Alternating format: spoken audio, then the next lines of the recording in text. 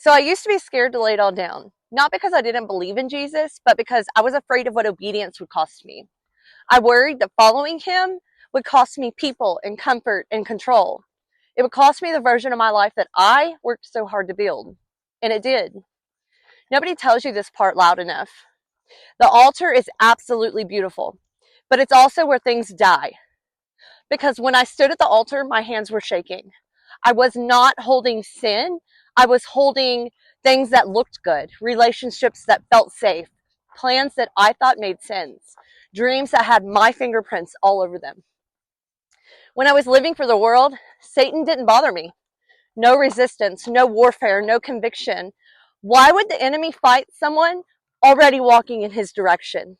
Hell does not waste bullets on people who are not a threat. But the moment that I turned towards Jesus, the moment that I said, I'm done living for myself, all hell broke loose. Suddenly the attacks came.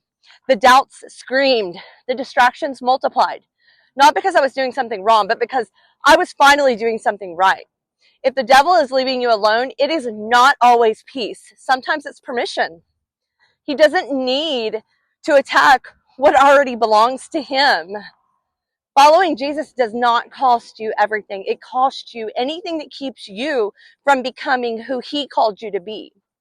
The altar will strip you. It will expose you, but it will also humble you. And it will never leave you empty.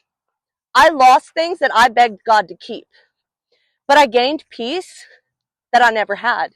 I lost control, but I gained freedom. I lost the plans that I made, but I found his purpose. And let me say this, if it feels expensive, it's because it is. Obedience is costly, but disobedience, it costs way more. What you're afraid to lay down is the very thing that God wants to exchange for something eternal.